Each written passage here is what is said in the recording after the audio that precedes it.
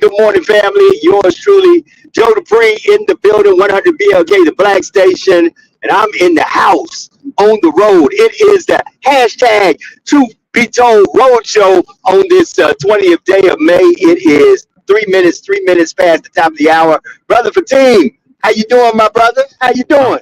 I'm good. I'm good. You coming in kind of hot right now, but I'm doing Oh, good. okay. Okay, I'm coming Yeah. in. Is that better? Am I a little bit Uh, too high? you're still a little hot there because Okay, you I'm a little loud. yeah, loud, and you are overmodulating a little bit. Yeah, Okay, we got to get hold on. Let me see. Can you. I fix that? See, can I fix that? Because we now is that better? You're gonna have that. You're gonna have to because you're doing it. I don't know how you're doing it. You have headphones on. So we're Don't gonna worry figure it about it. out. Yeah, don't worry We'll about figure it. it But out, good family. morning. Good morning, good morning, good morning. And Sister Jax says she's going to try to pop on in a few. She's dealing with some things that just popped up today, so unexpectedly. But that's what happens on this type of Monday. And I know, Joe, you got a lot to say, but since this was a breaking news story last night, I just want to hit this story real quick because this is dealing with Iran President Ibrahim Raisi and his foreign minister Hossein Amir Abdullahian, and other officials were confirmed dead late last night, early this morning after their helicopter crashed in a mountainous region of the country, and that's Iran's northwest Iranian state. Media reported the death of Raisi, nicknamed the Butcher of Tehran, for his oversight of mass executions of political prisoners in 1988, forced Iran's supreme leader Ayatollah Ali Khamenei to install interim leadership for Iran's executive branch. An Israel official denied to Reuters the country had any involvement in the deadly crash, saying bluntly, "It wasn't us." And I pray it wasn't, because if again, I'm not hearing that. I don't want to start anything or put anything out there. But if anything that points back to Israel and there's concrete evidence, then I'm telling you that region will break out into a full war, which will possibly escalate into World War. Well, let's pray, and I hope I got fixed what needed to get fixed. Let's pray that that didn't happen. I know that Senator Schumer made a statement that from the intel that they have gathered, it was nothing more than an accident, much like what happened to Kobe Bryant. Very inclement weather, very foggy weather, which caused that tragedy to happen. And our hearts and prayers go out to the individuals who passed away from Iran, the president, and I think he had another cabinet member that was in the helicopter, along with all that perished in that tragedy. We got a lot to talk about today, man. We got that to talk about. Of course, we're going to be talking about Diddy. We got to talk about, bad built folks today. We got a lot of things to talk about. So tell a friend to tell a friend, share this with a friend. And of course, the tragedy that happened in the gardens.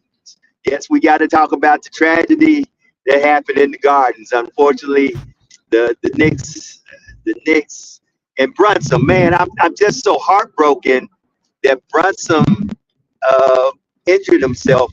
Hopefully, man, it's just I Oh thought New yeah, York had it, man. I thought yeah. they Well, had it. so first of all, I'm a sports guy, so I take the good with the bad. And I don't make no excuses. The Knicks really did a great job this year, becoming the second seed, even through their trials and tribulations.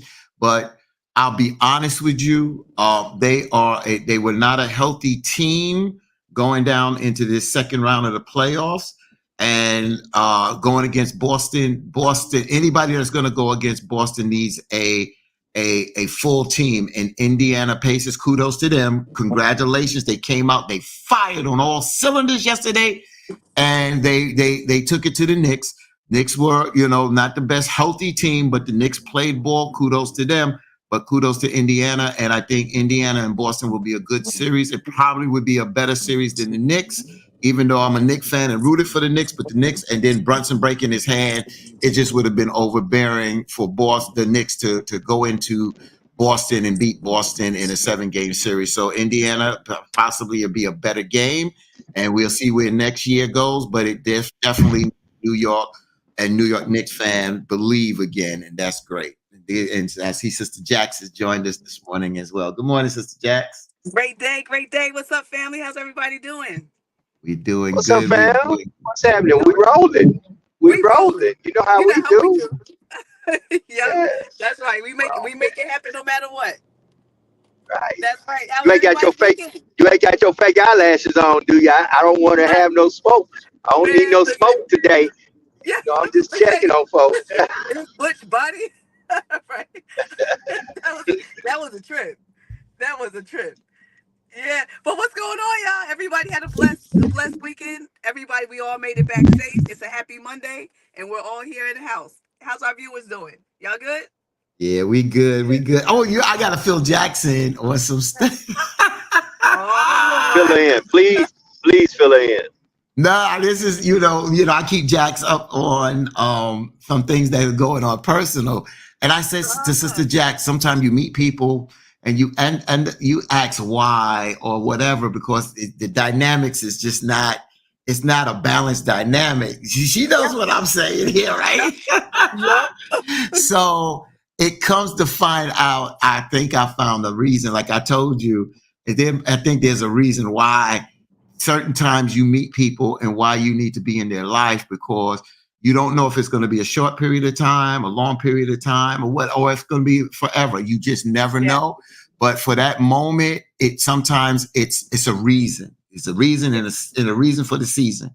And I realized that yesterday, as Jax knows what I'm talking about. Sorry, y'all, but I can't go into everything. It's not, but and even discussing it with my daughter last night.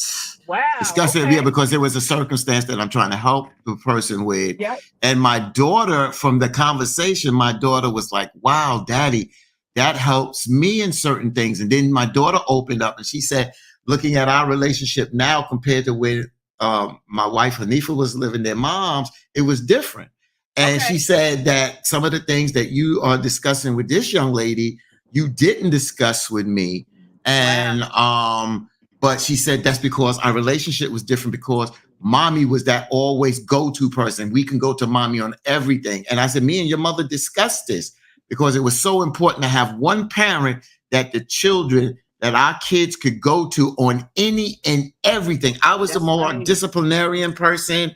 I was the one that looked upon as being the man, not understanding. I was the protector. So if there were certain things that they fell short of, they didn't want to fall short in my eyes, but they felt that their mother wouldn't be judgmental. But now we're having these conversations now and our bond is getting stronger. And you see how I'm saying through someone else, how it even strengthens that bond. And I'm open with my kids, straight up about certain things, and my oldest daughter has spoken with this young lady a while ago on something totally different. So it's I just say that. So sometimes you just got to realize and be responsible at the end of the day and realize don't be selfish because sometimes people need you more than you may need them. That's right. That's right. And Brother King, that's beautiful. And I'm so glad you had that great epiphany, And remember our original conversation about the topic. Remember what I was saying about your daughters and how the connection and yada yada? Yes. So it was true, right? So that's awesome. That's awesome. Great job. Thank you. I'm proud of you, my brother. I know it's been a busy week and I've been all over the place. Later on today, I actually will be doing my speaking engagement with in front of the judges, the prosecutor's office for the young men who, they're not my direct clients, but I was still contracted by the state to give a graduation speech for them. So it's going to be great. Like I said, several judges, prosecutor's office, the juvenile justice programs, and all of that stuff. Everybody's going to be in the house, and Jax will be delivering the keynote later on today. So I look forward to that. Last night, I was running all day yesterday. I was running, y'all. I was running. I was actually started out my morning in Brooklyn. I saw a bunch of, people with their Knicks jerseys on. And I was just busy yesterday, y'all. I was busy. I was, at the nursing home with my uncle. And then one town, a nursing home with my great aunt in another town. So you know, Mama was rolling. Mama was rolling. So Yeah, God is good. I say you were out there getting it in, huh? You were getting it I was in. getting, I was getting it in. I mean, like getting it in till late. You know, handling business, making sure my family was good. My uncle has a problem with trying to run away from the nursing home from time to time. He loves it there, but he'll try to escape. So now he's on a lockdown unit with some people that he's like, whoa, these people is crazy. You know, I'm like, yeah, you the same way, uncle. You know, but he's trying to function and focus. So I'm just there to love on him and support him through it. Pops, Unc be trying to make a getaway. Unc be trying to make a getaway, huh? Yeah, you got to make that run. You got to see that honey. You got that honey. You got that honey around the corner. You got to try to get to that honey. That's right. You know, So Joe, the only reason why I put Houston on today, because Joe is headed to this city. So I decided, I said, let me honor Joe since he's on the road to Houston today. yeah, I'm on my way to H-Town. Big things happening. You know, hashtag truth be told. But we getting ready to start doing some real big things. Some holidays are just around the corner. Memorial Day is just a rock's throw away. Of course, we got Juneteenth coming up. We got Father's Day coming up. We got 4th of July. And of course, we will be at the Essence Music Festival 4th of July weekend. And there's going to be so much going on at Essence. They are making announcement after announcement. You know, and a lot of folks were like, well, who's going to be there? Seems like everybody's going to be there for this 30th birthday of the Essence Music Festival. And we're going to be so much immersed into what is the Essence Music Festival. So we're going to be at the Convention Center broadcasting live. We're going to be at the Superdome. It's going to be phenomenal. So, you know, in the news, speaking about phenomenal things, our President Joe Biden, spoke at Morehouse, which I consider Morehouse and Spelman like the Harvard and the Yales of our HBCU institutions. And he spoke there. And, you know, of course, we're dealing with world issues and people are speaking out, especially folks on college campuses. And I think that may have given him a litmus test there at Morehouse of how the upper echelon of Black folks are feeling about him and what's going on in the Middle East. So, Brother Fatim, how you feel about that? Well, you know, it's amazing because I was watching this morning on Good Morning America, and it's amazing. After he spoke in Morehouse, he made his rounds in Georgia talking to Black folks. And then he was headed to another swing state, which is Michigan, to talk to Black folks.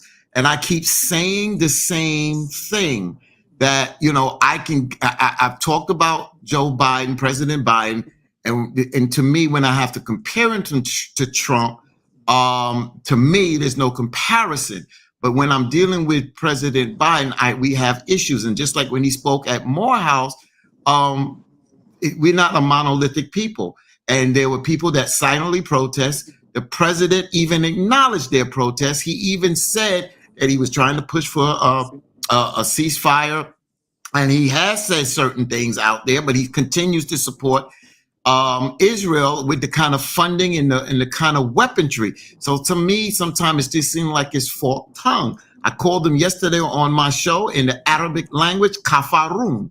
Kafarun is that he's a person that when he gets with this group, he says this thing to appease them. And then when he gets with the other group, he says that to appease them. So for me, here we go again. It's the same script. I got to go talk to the Black folks. I can't lose the Black folks. I got to go do this. And, you know, and why does he have to go to the Black folks to shore up their vote? There is something that's resonating that is not resonating with the energizing of his base. Trump's base is energized. They're energized. They want him back in the White House. And for us, I don't see our base as energized. But again, you know, we got a few months left before the election. And I did bring this up, and I'm gonna bring Jackson on this conversation. I have to say this. I feel like we Black folks, Black and brown folks all together, but definitely Black folks, African Americans, we want to be entertained, even if the entertainment is lies and misinformation. Mm-hmm. And you know, that saddens me because what we're going to do is wake up on November the 6th and we're going to be crying the blues. Mm-hmm. And I said that on your show yesterday. Just too many times we get caught up in all this entertainment or this infotainment, and we don't want to hear the facts. We can have different opinions. We just can't have different facts. And the Trump base is not only energized, they're motivated and they're lockstep. If you sit down and listen to conservative media is only saying this is why Trump needs to be in office. This is why we stand behind Trump.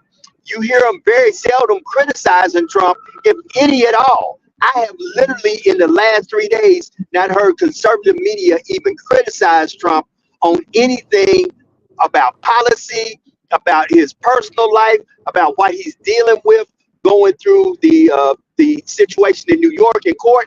Actually, what they're saying on the conservative side is, if this can happen to Trump, it can happen to you. Sister Jax, how you feeling about all this? No, you are absolutely right. If it can happen to Trump, it sure as hell can happen to us. And you know what? One thing that other people have learned how to do that we have not learned how to master, and that's our biggest detriment, is unity. You know, we haven't learned how to unify, stick together, come to a common goal, and all forge ahead to it. Everybody's so busy wanting to work in silos and go in different directions, and not focusing on the larger picture. So that's a detriment to us. So we have to really learn how to band together and have some understanding and have some more humility, and put sometimes our personal, wants and needs and desires, in our back pocket, and kind of look at, okay, what's best for the greater good, of our people as a whole. Although we all deal with different problems, but guess what? So does every other race. But for the most part, it's still very similar. We're still all very similar. So, Trump is going to do what Trump does. If Trump does win, unfortunately, like you said, it's going to be crazy to wake up, the next day and see what's really about to go down, because he's going to do some things that we've never seen in the what would some to think in the history of America, but in a way it's still a rewind of what's happened in the history in America. It's going to be a replay, so we just got to be prepared and armored up and get ready for what's next. So I agree. So when I use the word I agree and disagree, so there's a part I totally agree with y'all where the lack of unity. But Jax, you always say we need to examine what's the cause of that creates the effect. Mm-hmm. And I was saying a little bit to Joe, but I learned this from Wendy Williams, and I'm gonna bring Wendy Williams back up a little later when we get to Diddy. But I learned from Wendy Williams, you don't do an interview before we do the interview. So I didn't want to do that on the phone with Joe this morning, but I gave him a little bit. The difference between the conservative base and why they seem to be more unified is because they're in a different situation. They're in a more different power structure in this country. We're more of a splinter. We're all up and down the number line when it comes to people that have made it with money, this, that, and the other. But we don't have that power structure. So for us, we can't get away because you can't sit here and say we were not unified behind first Senator Obama and then former President Obama. We were unified. So we can't become unified. The problem is a lot of times y'all try to sell us the okie doke, or you give us wishy-washy bullshit as stuff that is the lesser two evils. Joe don't like to use that, but that's the reality. And people are tired of that. And when it comes to us, because the people, we've had foots on our necks for so long, we want better because we're not getting better in this damn country. So we're more tougher on people. So that's why our unity is splintered. It's splintered because we sold the same damn script almost every damn 4 years. That's the problem. But riddle me this, riddle me that. The 8 years that we backed President Barack Obama, wasn't his vice president Joe Biden? Right. I mean, once again, we try to act as if Joe wasn't a part of the Obama legacy. I am so confused. Wait. I am so confused how 8 years of us just Anything Obama said or did, we were holly golly and good for it. But his vice president is now the president, and we are checking every box saying this isn't right, that isn't right, this isn't right. And once again, to me personally, all we're doing is putting enough doubt in our own people's heads that they're asking two questions. A, should I even vote at all? And B, why should I vote for Joe Biden? And I say that Joe Biden and his media machine, his propaganda machine, his surrogate machine, they got to get out there and give more teeth to this thing. Because if they don't, regardless of what the polls say, just as I talk to everyday people, we're going to wake up on November the 6th and 45 will now be 47 because he will be reelected as the president of the United States of America. And I think here's the crazy thing. If that happens, then we, black media, we, black folks who understand politics, we're going to have to give an accountance to the unfortunate things that we contributed to Trump getting back in office. No, we don't. No, we don't. No, we don't. No, we don't. No, we don't. No, we don't. And I'm going to tell you why. Because why is it our responsibility and not his administration? If his administration, if the DNC is not out front messaging, if they know that the Democratic Party message has always been a flawed message, that messaging is a problem, they got to take some damn accountability. The White House has to take some damn accountability. Why is it's not on our backs. It's on the president. Let me finish. And I'm not saying they don't. You just said the they black do, media. but I say we have to take some accountability to what we have contributed also. It's not just them. It's not just them. No, it is just them because it's their message. Joe, we don't have to sell their message. It's their message to come on our platform, to sell their damn message. And then we put that out there. They are the ones to sell their message, number one. Number two, if I'm sitting on this damn show in 20 years, just like Obama, y'all better take me out in the back and I don't need to be on this damn platform in the next 20 years. And Joe Biden, so what Joe Biden 20 years ago, how many years ago he was there? He was not 25 back then. Mm-hmm. We see the situation. Joe Biden is propped up. He is the best out of the two that is running from my perspective. Yeah. But to me, he's not the best candidate that we could have put forth. But here we go, singing this damn song and playing this damn banjo and playing this violin. And I'm tired of doing that. And black folks are tired of this. And here we go again, selling the same okie doke again. So why don't we put our monies where our mouth is? See, that's another thing. There are a lot of black folks out there that have wealth enough to back a candidate that could be the candidate that is our candidate and our champion. But we don't put our money where our mouth is. We have a problem that we don't CTC. We don't cut the check. That is where we really got to get down to the. Go ahead. Not the problem. That's not the problem now, Joe. You're right in some instances. That's not the problem now. The Democratic Party did not want anybody to run against Biden. That's the problem. Yes. We should have opened up the primary and allow other candidates. It was not about money. It was about keeping this man in there to try to finish his job and give him a Congress that is Democratic control, that he can pass some bills. That was the playbook. That's the playbook. And honestly, we did that playbook, but we didn't realize that Joe was a wounded candidate. That's the problem, Joe. Yeah. Yeah. Sister Jax. It's funny you say that, Fatine. It propped up. Propped up. That pretty much sums it up. That's it. So I mean, I mean, you are 100% right. I mean, I wish we did have somebody else. Some other choices that could do much better, and that's more coherent and on point. But it is what it is. So we just got to vote and pray and do whatever it is we got to do. And worry about our, like I always say, we got to worry about our own homes and getting our homes in order, because guess what? The machine is going to do what the machine does. Trump is going to do what he does. Right. Yeah.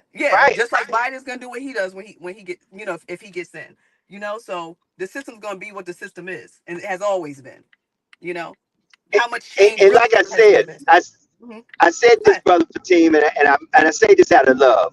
If you could write down 10 things that Donald Trump, when he was president, that he did for us in the Black community. Write down 10 positive things that he did for us in the Black community. And now that you're dealing with 4 years of President Biden, write down 10 things that President Biden, his administration, have did positive for us in the Black community, and make a comparison. At the end of the day, here's the craziest thing.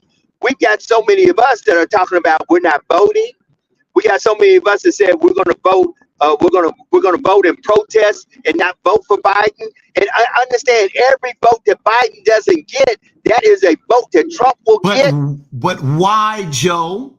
Why? The issue is you're singing my song. You're singing my song. I'm the one that goes at the Republicans on this show that when they try to put up Trump's record, I'm the one that sings that tune as well. The problem is why are people disheartened now? You got to realize that they're disheartened with this war, and people are fed up when you don't stand up. The Palestinian people, and I'm not saying that's the only thing, because that's not the only thing, especially in the Black community, because we have our own issues. And they told him at Morehouse, we have more issues on the table that we have with you, President Biden. So yeah, we know that you're the better candidate, but we're not just going to throw our vote to you because at the end of the day, we have issues and you feel you can't discuss our issues or don't deal with our issues, and you're just going to take our vote for granted since we vote in a high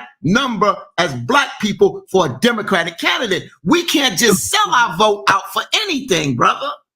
Okay. So let me ask you this question. Let's talk about the alternative. Let us take a little time out on this show right now, and let's talk about the alternative. Joe Biden don't get our vote, and Donald Trump gets elected president. Where are we at now? And some people say burn, excuse me, folks, on the Monday morning for saying this, some folks say burn the bitch down. And I hate to say it, Joe, burn the bitch down. We're tired, Joe. Joe, you can do that and say that. And I know it's wrong. But once again, Brother Fatim, we can have different opinions. I ask a question and you still ain't answer it. Where are we at if we wake up and the next president is President Donald J. Trump? I said burn the bitch down. We know where we would be. How are we going to do that? Because first of all, as me and you said earlier to one another, folks don't really understand civics or government anyway. That's not the point, Joe. We're blaming Joe Biden. We're blaming Joe Biden, President Joe Biden, for a lot of stuff that President Joe Biden. Okay. So it's not, you ask a question. I'm telling you what the temperature is hearing different people call into our shows. This is not Fatim's opinion. I'm taking people's opinions and answering your question with people that are disgruntled. Okay. They're not for Trump. They don't like Trump, but they are also tied with the Democratic Party doing the same play script and I'm not arguing. I'm not arguing with that. You ask the question, what are people we wake up and we get Donald Trump? And some people are saying, you know what? Fine. Let it be that, because we need to do a better job, have better candidates, and we need to put hold the Democratic people, Democratic folks to the fire. I said this before. Just listen real quick. When the Democrats lost the House, a message was sent to the Democrats: we're not voting for you because y'all are not doing the job. The Democrats got that message. When they regained the House, they came with a mission to work. And that's what some Black folks are saying now. You take our vote for granted. So you know what? Hell with you this time. We'll deal with these damn 4 years. And maybe you will respect us now and deal with us in a more respectable way. And that's what we did with the House. And that's how we got more House progressive members. Let me just finish. More House progressive members there. More House members working together because they learned from the past that if we don't work for the people, our ass is going to be out on the street. Okay, so let me say this. Maybe I'm looking at politics differently than you.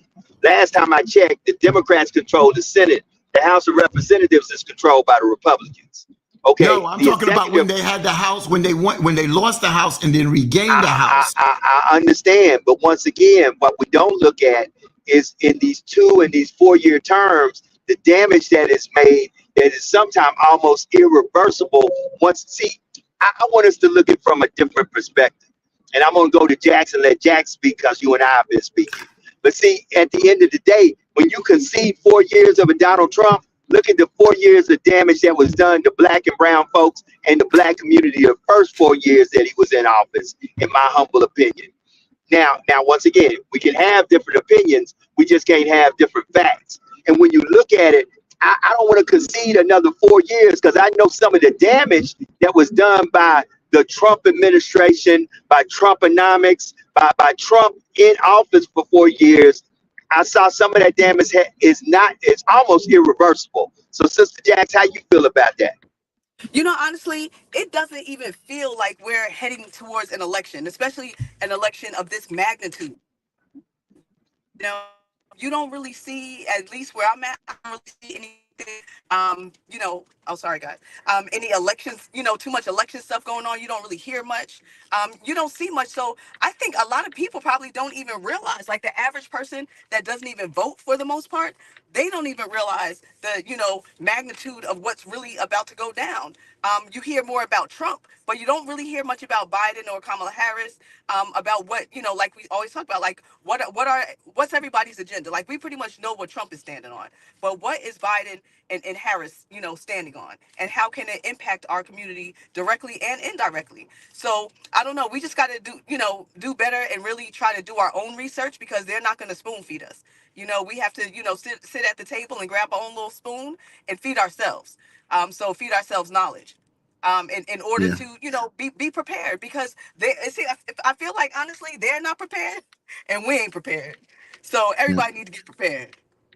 That's what Let me read a couple of comments here. Let me read. So Dre Watson, right? I guess it says Dre, you got to tell me because I see a female picture there and I keep saying you're a female. So I hope I was right.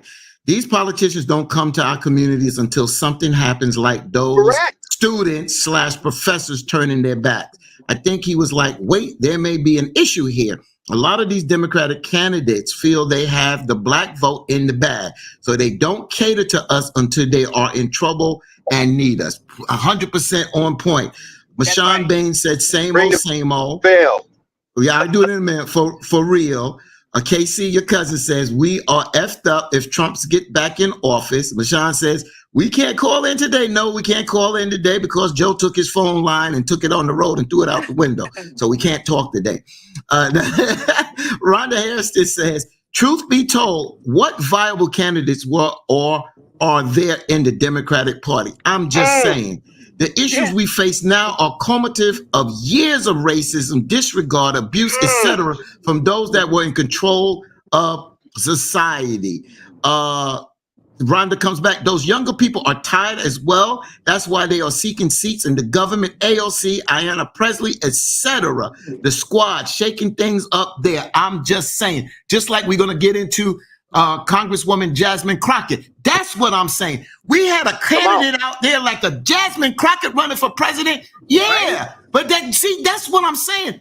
People are tired. If you're going to put people out there, put that out there. But this is what I'm saying. We younger folks are tired and they're told the same thing, Joe. Joe, you're talking logic. You're not wrong on what you're saying. It's just that same tune has been played for the past damn 50 to 70 damn years. We're tired.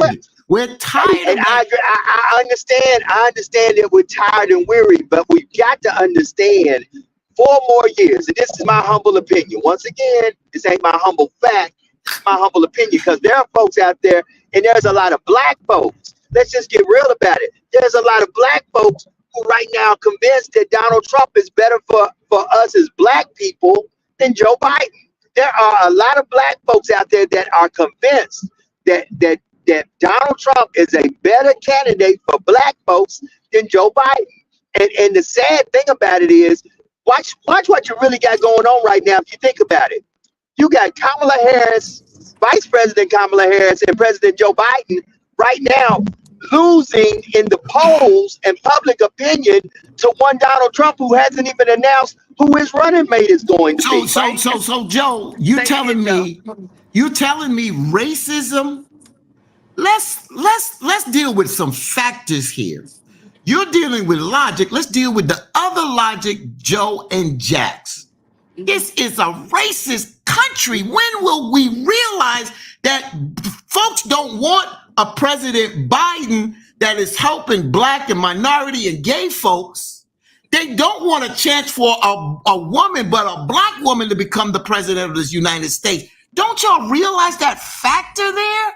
Don't y'all realize that white women, Democratic white women, will not vote for Biden because they don't want to see a Kamala Harris be that first woman into the White House? Do you understand that, Joe? Yes. So when you bring this logic to the table, you think it's like at the end of the day, we Black folks, the little bit that say they're going to vote for Trump, it's not going to make a big difference.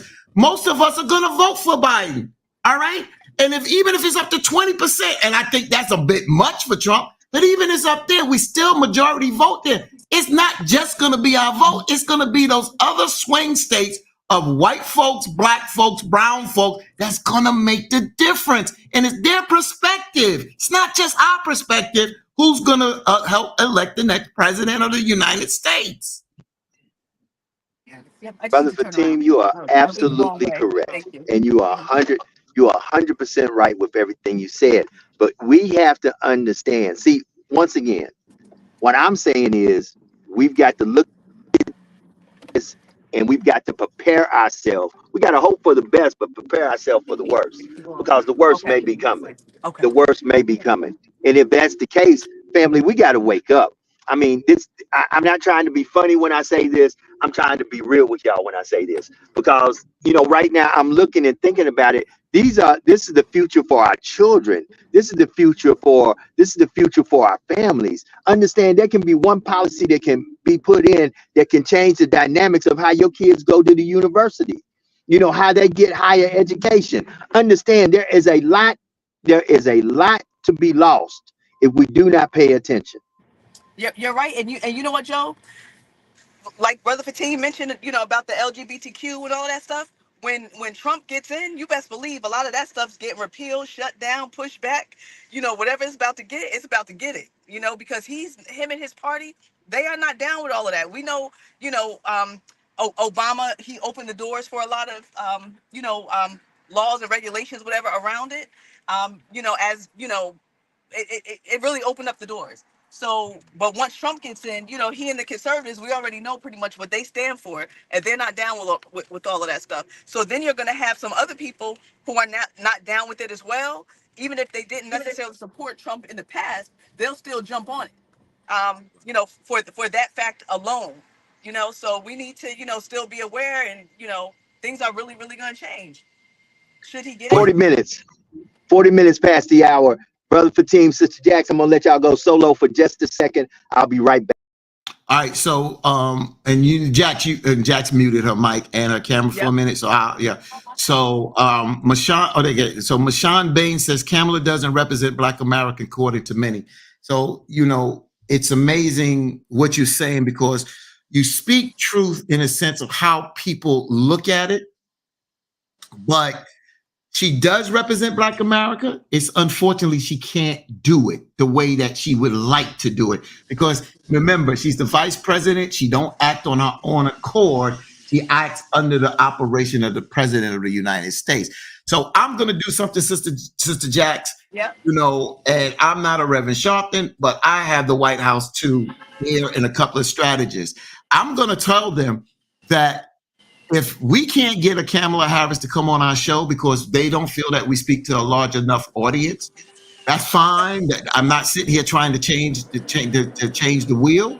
But what I'm going to say is they're going to have to start sending out pockets of addresses from Vice President Kamala Harris and from other folks. The surrogates have to come on these shows. They have to be made available to come on these shows. I just haven't reached out to them, and I don't think I have a problem getting them to do what needs to be done. But I'm going to reach out to the White House, but I'm going to reach out to a brother who's a strategist. He's a Democratic strategist. He has the president's ear. And I'm going to share this with him and see what's the best approach first. But I do have direct contact because I deal with the White House, dealing with the Black media department. So they do take in consideration and want to hear our ideas to help with this messaging, because this messaging is not good coming from the Democratic Party, coming from the White House. And now it's like you're in the 11th hour, almost in the 11th hour. You're definitely in the 10 o'clock hour. Now you got the debates coming up, and God forbid, Biden better do good in those debates, because if he doesn't good, optics is big, Sister Jax. Optics are big. That's right. No, he has to crush it. He has to take whatever ginkgo biloba or whatever it is he needs to take to make sure, he's on point. He needs to drink his herbs and medicines and, just stay focused. It's hard enough sometimes even for us to stay focused, and we're, of a much younger age. And, I know the stress that he has on him is a lot. Stress can break down. We know how stress can really break down your immune system and brain functioning. So, we just got to hope that he gets up there and he crushes it. If Kamala gets up there and debates, that she gets up there and she crushes it, and it's clear and concise messaging that everybody can understand, and not only provide the clear and concise messaging, but also once elected, move forward and execute what you say you're going to do. I know it's not easy, but you still, it's about being a man of your word, or woman of your word. And don't just sell us wolf tickets, get up in there and do some stuff and change some things. Like you said, it's been the same stuff for the past 50, 60, 100 years, more than that. So we've been facing so much, oppression and depression and oppression, and, we've been facing it all. So it's time to really, put in that work and open up doors so young people know what the heck is going on. Let them understand their power and their ability. And it's great that a lot of these young people are starting to, run for office. Even my daughter, she wants to be an attorney one day. She wants to be a judge, and she wants to be on the Supreme Court. So who's to say she can't do it? A little Black girl from North, you can do anything. So we have to support and encourage our children to do it all as well. There you go. So Sister Jax, I'm going to try something. Okay. And sorry, because Joe is out of is on the field. I'm going to try this. I don't know if it's going to work. I'm going to try and see the best way I can. So I'm going to go into this story, and then I'm going to try to play this and see if it'll play on, oh, great. It took a picture. I need to turn my volume up. So let me turn my volume up. Oh, we got to watch you guys. Okay, hold on. Okay, here we go. So we got to watch what pictures pop up on your phone. Yeah, so here we go. So Democratic Representative Jasmine Crockett sharply criticized Republican Representative Marjorie Taylor Greene, labeling her as a racist following a heated House oversight markup session that quickly turned personal last week. The panel convened to discuss contempt proceedings against Attorney General Merrick Garland when Greene, a Georgia Republican, inflamed tensions by making the following statement. I'm going to try to play it through my mic, and hopefully folks can hear it. Do you know what we're here for? You know we're here. I don't think you know what you're here for. Well, you the one talking about. I think your fake eyelashes are messing up. No, ain't nothing. Hold on. Listen, how dare you attack the physical appearance of another person? Are your feelings hurt? Her words down. Oh, girl, baby girl. Oh, really? You're not. Yeah, you're not. You don't have enough intelligence. I'm just curious, just to better understand your ruling. If someone on this committee then starts talking about somebody's bleach blonde, bad built bush body, that would not be engaging in personalities, correct? What now? And do you know what we're here for? So, speaking to reporters, Crockett condemned Greene's remarks as blatant racism, stating she decided that she was going to be that person out loud and out front. The difference is I just wasn't going to take it laying down, emphasizing her stance against such behavior. So I wanted, did you hear that? Good? Yes. Yep. Okay, good. There you go. So I bring, I hope our folks had heard that as well. And, yesterday on my open line on air show, my co-host didn't have, Jennifer Jones Austin Esquire, didn't have a problem with the clapback. She had a problem with the word that was used. And I said to her, I'm not going to say she's wrong about the word butch, But you got to realize that it was not about some LGBTQT community. Yeah. We haven't even heard them come out and say this because they understand what the clapback was about. Yeah. And I keep saying that. And I use what, and I have total respect for former First Lady Michelle Obama. But I don't always agree with that damn statement. She said, they go low, we go high. Bull crap. Sometimes you got to get in the trenches with them. Yeah. And the MAGA people, they can say any and everything, and we got to take it. And then when we are attacked, we got to watch what we say and how we say it, or we got to apologize. Just like Representative Marjorie Taylor Greene said she wasn't apologizing. Crockett says she wasn't apologizing. We got to stand up. And I get tired of that. I'll tell anybody the same thing. Yeah, I understand how it looks. Oh, they are Congress people and they got to elevate and operate in a more respectable way. Well, do the Republicans do that? Do Marjorie Taylor Greene do that? Do the former president of the United States does that? So why do we tend to put this on black people? Why do we do that? What's your thoughts on this? I hate to get so animated, but I get tired of our folks trying to check our asses when y'all are metal toast sometime in middle of the damn road. Get out of our damn way if you're going to soft shoe and deal with this fight. We're fighting for our damn survival. If you're going to soft shoe and tap dance, get out of our damn way. Yeah. Yeah, no, you're absolutely right. And you know what? When she broke it down, it was like, baby girl. You know, that's was, AOC. That was AOC then. That was AOC at that time. Yeah. And you know what?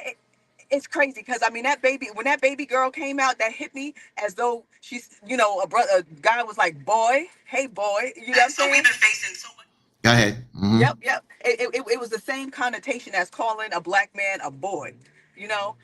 But that's how they get down. So like you said, Brother Fatin, sometimes we got to step it up. We can't always be all nice and sweet and docile. We need to, stand up and check them back. Sometimes you got to check them back. And I get it. Sometimes they go low, we go high. Yeah, that's good in many occasions. But sometimes, like you said, you got to get in the trenches. Exactly. And my girl, she tiptoed to the trenches, but she was right there. So at least they got a taste of it. And I bet you she won't try to come at her like that again. She let her try again. Let her try again. Joe, I don't know if did you hear? I just played the clip. Okay. No, I heard some of it, and guess what? It's the viral sensational clip. It's going everywhere about the blonde, bad built butch body. Yeah. Don't come for me. Don't come for me. And if you do come for me and try to be cute with it, understand I gotta clap back for you. she showed her. Hey, you think what you're saying right now, but you don't know. I gotta clap back for you. That's right. Like KC says, they go low. She says, take them to the pits of hell. Okay. Go ahead. And see, I'm KC, man. Girl, I should throw my bell against the wall. Girl, take them to the pits of hell. I'm telling you. It was saddening to me once again now this is what's crazy. If you watch conservative media, they say, look how they attacked Marjorie Taylor Greene. Yeah. And what's sad to me is the propaganda machine don't say this was the result of what she said. Had she not have said what she said, this would have probably never came out. But once again, they try to always make it seem like, look at this type of behavior. Look at how AOC and Lockett behaved. No, let's look at what Miss Greene said that brought on this response. This was a response. Mm-hmm. This was not them throwing shots first. This was a response to shots fired. You're right. And it's funny. It reminds me, and I know you guys have mentioned, we'll talk about the Diddy thing, but it's just so interesting how a lot of people on social media are saying he was denying. But now that people actually see what happened in that one instance, what was really happening behind closed doors. So it's the same thing. If they're going to be that bold to try to call you a baby girl and all this stuff in public, you could you only imagine what's happening behind closed doors? Yeah. You know? And that's stereotypical what she said when Marjorie Taylor Greene said about the eyelashes getting in the way. That was a stereotypical, and that was a hit at her. But she got the right one there. And since you just brought up the Diddy thing, let's just go ahead and put the story out there. So exclusive surveillance footage from 2016 obtained by CNN reveals Sean Diddy Combs grabbing, shoving, dragging, and kicking his then girlfriend, Cassie Ventura, during a violent altercation at the now closed Intercontinental Hotel in Century City, Los Angeles. The disturbing video, compiled from multiple camera angles, shows Combs running after Ventura, grabbing her by the neck, throwing her to the floor, and kicking her twice as she lies motionless. Combs then briefly drags Cassie Ventura by her sweatshirt before walking away. Ventura attorney Douglas H. Wigdor stated that on Saturday, the video further confirms the disturbing and predatory behavior of Combs. Cassie Ventura, who reached an undisclosed settlement with Combs, declined to comment on the footage at that particular time. Then yesterday, late morning, early afternoon, Diddy surfaced and puts out an apology saying he was in a dark moment, he needed help, and he's getting professional help, this, that, and the other. But like you said, Joe, and like so many other people, and you said, just Jack, you had the opportunity when Cassie brought the lawsuit against you, and even though you settled, you said there was no truth to what Cassie said. Now, all of a sudden, you want to apologize, save your crocodile tears. We don't want to hear it. And you can take it. And I again, this is Monday morning. I can tell you what to do with him, Diddy. All right. That's right. Because in no way, Diddy is done. Yeah. And I knew that. And Brother Patine, I know you know some stuff like I know some stuff. So, and you too, Joe. But, certain stuff you can't say because it's all about allegedly. But we know what's up. It's been, rumors floating around. I've been at parties with Diddy, Andre Harrell, Kim Porter. Like I've been around that, not his exclusive at home parties, but some really big industry parties with, Russell Simmons and all of them. That was my life for many years, So everybody has seen and heard, and birds of a feather flock together. Right. So I'm not surprised that it's all coming out. But you know what? This is the first, and I guarantee you it's not going to be the last. It's going to be far worse and far damning, because what happens is people get money, they get power, they get fame, they feel like they get respect, and they feel like they are untouchable. And when you start to fuel that beast, it grows. It's like the Native American folklore story about which wolf do you choose to feed, when the grandfather was speaking to his grandson and explaining to him there are two wolves warring inside of you. And they're fighting, for your soul. And the grandfather, the little boy's asking the grandfather, well, in the war, which wolf is going to win? Because the grandfather said the one wolf is full of malice and anger and bitterness and frustration, and the other wolf is full of joy and happiness and peace and love. So the little boy says, Grandpa, which wolf is going to win? And he says, the wolf that you choose to feed. So if Diddy chose to feed that wolf, dealing with power and greed and money, abuse and all that stuff is coming along with it. Abuse, drugs, depression, anger. You know what I'm saying?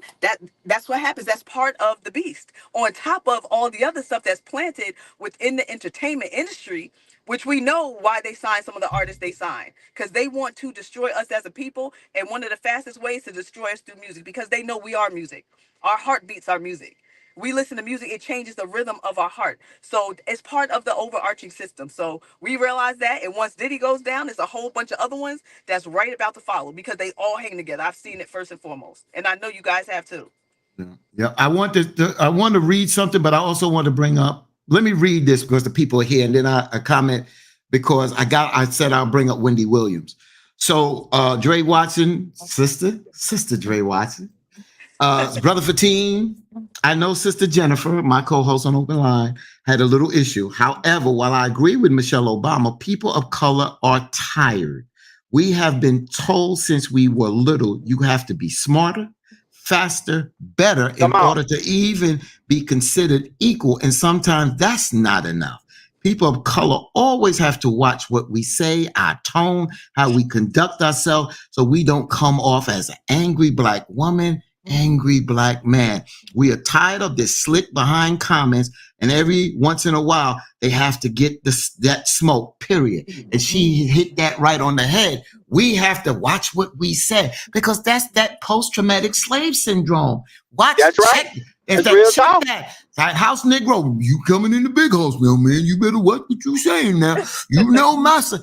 We're tired of that. And they get our folks to check our asses. They get our folks to check us and be sophisticated, and they are out there. And I understand strategy and I understand frustration, but I'm telling you, you sometimes got to fight fire with fire. That's the bottom line. Now I want to bring up Wendy Williams real quick, and then I know Joe and you want to get in here. Wendy was on Hot 97, my sister station. I was at 98.7 Kiss FM. We was under the Image brand at the time, the parent company. Wendy was about exposing people. That's how she dished the dirt. That was her thing. She dished the dirt. That's how Wendy became big. And she dished on Diddy. It got so bad on Diddy that Diddy threatened the station with, we're not going to allow you to play none of our artists.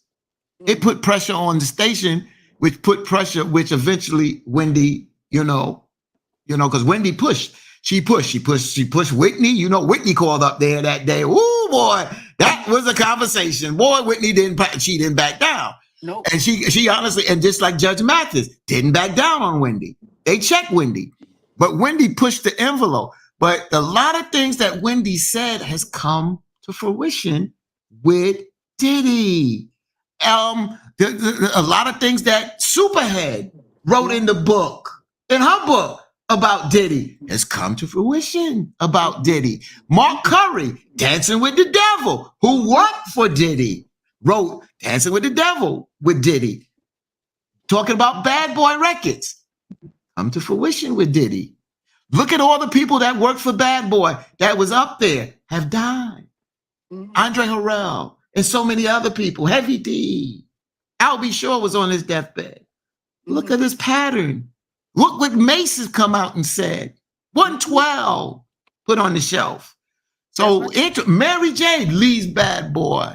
She don't slander, but you notice that she ain't too tight with Diddy. That's right. You understand? So like my co-host yesterday, Sabrina Lamb, who's been on this show, she said the industry has known this, but because he was up here in the echelon and throwing these parties and celebrities running there, they're not going to investigate because you get caught up in the hype and a lot of things allegedly. But those that really knew, you are complicit. You are complicit. The same way I say those that are complicit to R. Kelly, you're complicit.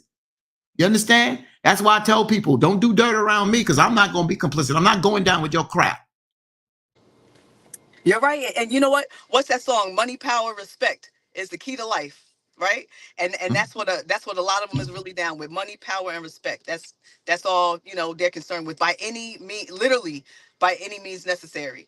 And so when all this other sex trafficking stuff comes out, because we can't think that as a Black people, we are exempt from that, because it's a lot of major cities that have major arteries that sex trafficking is big.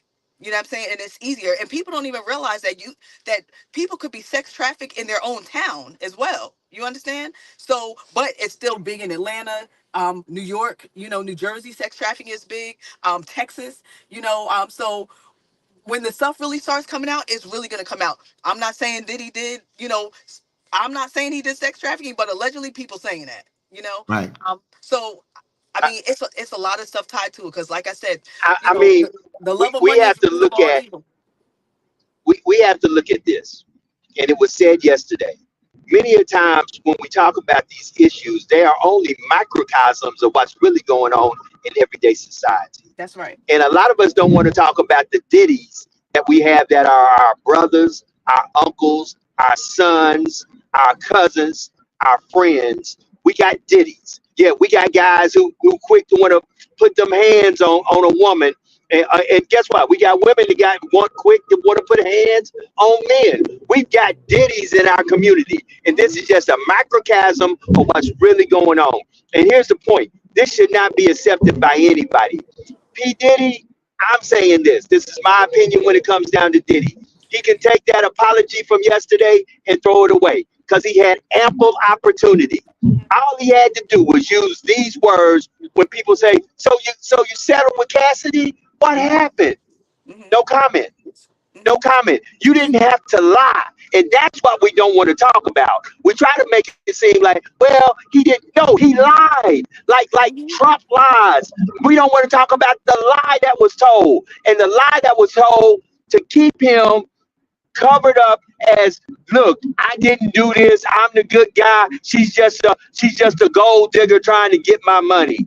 Come on, family, wake up. That's right. And watch how many people around him gonna start ratting him out when they feel like their demons and their secrets are gonna be exposed. When they feel like they have stuff to lose, they're gonna spread everything about Diddy and every damn body else. So the streets is watching y'all. So yesterday I brought up the microcosm part of the world when somebody said this is a distraction. And I said, hell no, you're not going to use this, because I saw a sister on social media say, oh, don't fall for this distraction with Diddy. We got more fish to fry. I don't know why I got these I'll just say BS. That's BS, sister. That's BS. That's BS. We can chew gum and ride a bike and walk at the same damn time. So stop that. This is not a distraction. If we wasn't talking about voting yesterday, Diddy's not going to stop. You know what I'm saying? It's not right. there. Right. And then the bigger question, see, the problem is, we can't get stuck on the Diddy thing. This is what we have to grow. I'm going to throw 3 questions out there. And Jax and Joe, 3 questions that I raised. 2 yesterday, but the third one I'm going to put out there. Out of this, how do we have a broader conversation? So I said 3 questions I had 5, but 3. How can the release of this video impact public awareness and understanding of domestic violence? That's number 1. See, we got a springboard. Number 2, in what ways can victims of domestic violence be encouraged and supported to come forward, particularly in high-profile cases involving celebrities? That's number 2. And the third question, how effective are current legal protections and resources for victims of domestic violence, and what improvements are needed to ensure justice and safety? That's where we need to go.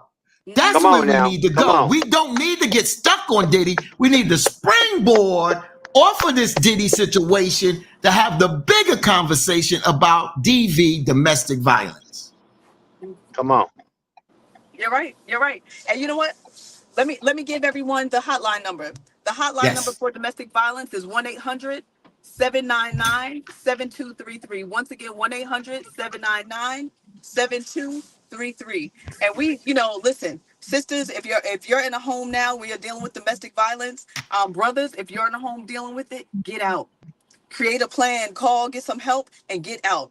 Also, we need to be aware and understand that teenagers, there's a lot of a lot of violence going on amongst teenagers. They don't live together, per se. So it's not necessarily domestic violence with like a boyfriend and girlfriend, especially teenagers. But there still is physical abuse. I've seen it. I've been at Five Below and other stores, and my daughter and I have seen, one time saw a teenage boy trying to beat up his girlfriend in the parking lot. They on bicycles, and it's just crazy because guess what? A lot of these children are learning from their parents. They're learning from whoever is raising them that when you're having an issue, this is how you handle it. You handle it physically as opposed to verbally trying to understand. They have no tools in their toolbox. So when they don't have any tools in their toolbox, they're going to go to their go-to, that one tool, the hammer. They're going to use the hammer to deal with every single situation. And many times it ends up being deadly. And these young girls are walking around with these glasses, these grown men walking around with big sunglasses, trying to hide their black eyes. Or, some men, they know I'm not going to beat my woman in the face. So I'm going to beat her up on all parts of her body. So she'll be bruised up all under her clothes, but her face looks fine. But her spirit is crushed. And physically, her flesh is crushed and bruised as well, men and women. So we need to go ahead, Fatim. No, I was just going to say, just to give you an example of this, and I have flesh, bones, and I can die just like anybody else. I ain't no super bad dude that walk in the room and scare anybody. I ain't no Muhammad Ali and Mike Tyson. I'm not that guy. But my late wife had a boyfriend before me that was abusive, and that was a pattern, because when me and my wife was together, this guy was on the front page of the Daily News for beating his wife at the time. So he had this abusive tendency. But he would continue to call my wife at her job and sometimes pop up at the job. So I had to make sure that my wife wasn't feeding into this, because if you're feeding into this and you giving him this access, then I can't really say much because it's your fault too. But when she said it wasn't, just like I stepped to her job when the white guy called her a wench, I stepped there. One day, my wife came home. I had he passed. His name was Paul. He was part of our security team back in the day. And my wife said, "Why is Paul sitting here?" Oh, I said, "We going over to so-and-so's house." "Why are you going over to his house?" "Because he's not listening to you." You know what my wife said? "No, I don't want you to go over there. I don't want you to go over there, because something's going to happen." I took a card. I had already a card made out. I gave it to my wife. I said, "I love you." But we wasn't married at that time. And I said, "It's over. I'm not going through this," because I went through this with another guy that threatened, and it got same thing. I had to get people from the street, and this was going to get ugly. I did not want to go through this again. And she put her foot down. And we didn't have any more problems. But sometimes you got to step up. My sister had a problem when my father, I think I told this story, when my father called me and said, "Walk with me." We don't want to take the law in our hand. Joe's in the law enforcement. We don't, as civilians, don't want to do that. But one thing we are not going to do is let somebody we have to be carried by six. We're going to protect our family. Right. That's how we roll. That's how we roll. Yeah. And Brother T, and you are so right. And thank you for being a man, to still, stand up. And I mean, like, when we think about Diddy and all the other people, we have to understand that not only is the celebrity should be held accountable, but a lot of their handlers and their people, their management, sometimes the DJs, or other people around them are just as guilty. Like you guys said, it's a community problem as well. I'll give you an example. There was a situation where a guy that I began to look at him like my brother. He was the manager of someone very, very well known in the entertainment industry out in LA. And he was in Jersey. The artist had a big show in, I think it was like DC or Maryland. So long story short, at the end, of the weekend with the concerts and everything, we drove back to Jersey because me and the manager lived not too far from one another. So I rode, back to Jersey with him. And and it was late by the time we got back to Jersey, and he still had a little ways to get back to his house. So he said, "Hey, Jack, do you mind if I run in the house and run in your house and use the bathroom real quick?" And I lived on my own at the time. And I'm like, "Sure, you could run in," not thinking anything of it. And he comes out the bathroom, and the next thing you know, he jumped on me like a cheetah, jumped on me, and I'm and went straight for my pants, to try to rip my pants down. And I had on jeans and it was buttoned, but I remember his hand in my waistline and me fighting for dear life. I mean, me and this guy were in my apartment scrapping, all the way to the ground. And as he's fighting me to the ground, he says, "I know you always wanted me," right? Now, this is one of the ugliest people I've ever seen in my life or whatever. But he was a nice guy. So I thought, at the time, and we had been friends and doing business together for a while. And he wrestled me to the ground. And I fought so hard that he ended up having an asthma attack. And then in the midst of him having an asthma attack, his phone rings. And it was his wife. And I'm sorry, one second, y'all. So as Jack says, yeah. okay. So it was his wife. And so as you know, when his wife called, I was in the background thinking like, should I start yelling or should I say something? Like, what should I do if I make a scene out of it? And now he realizes his marriage is in jeopardy.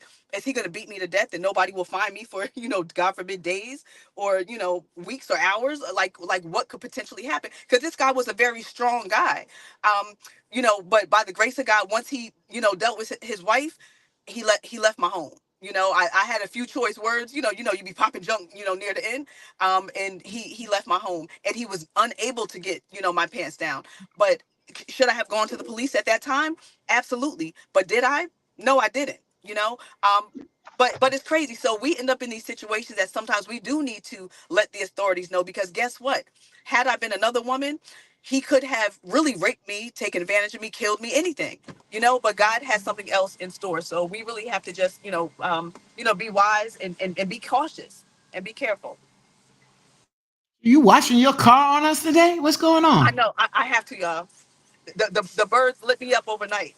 So yeah, can't be a fine sister driving down the street with bird poop.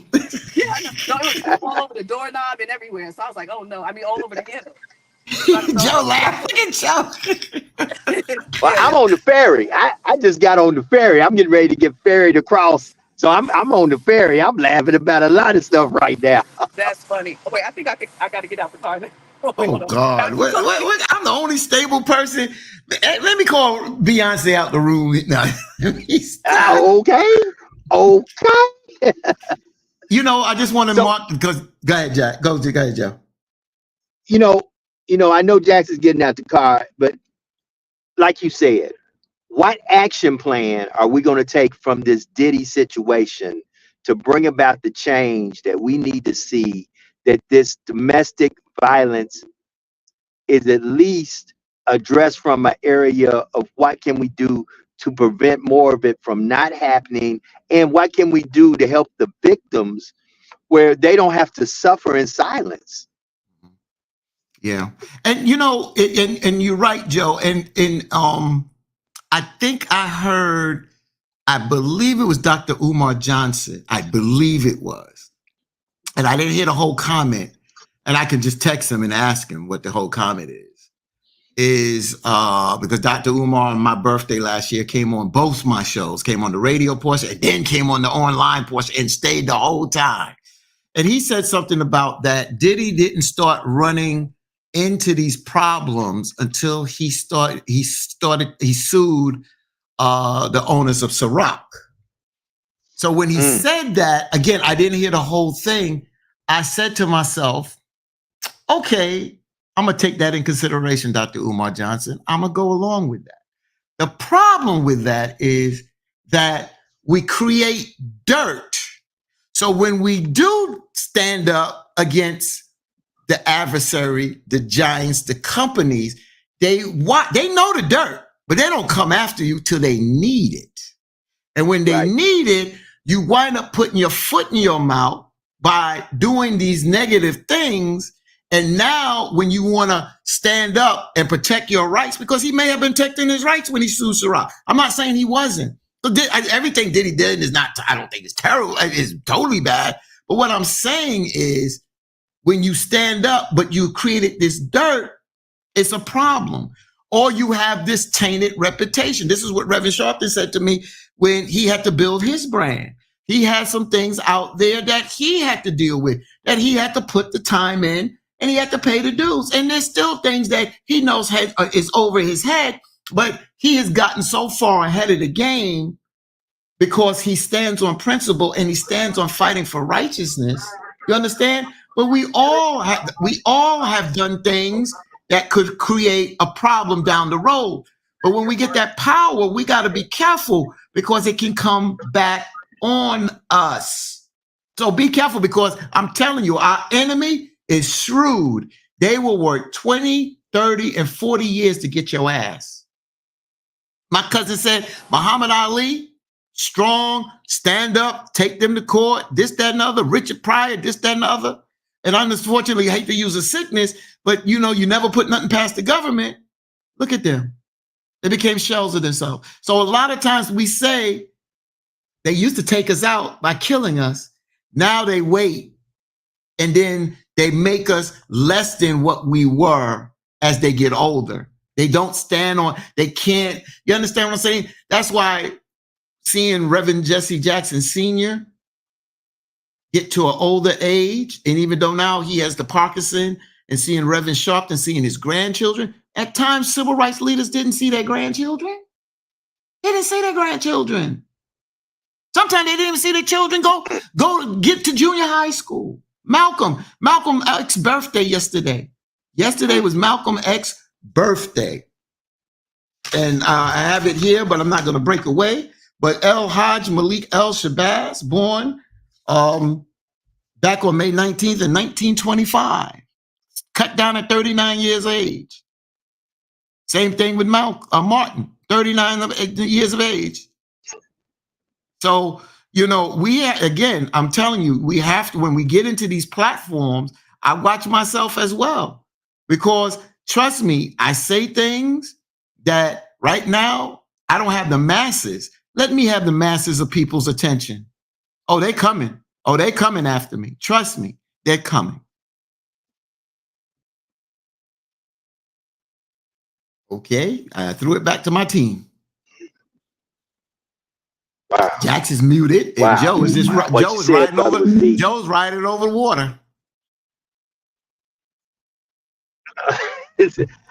Well, you said some things that you have to understand. They send us to get us, and they come after you when they consider you a threat.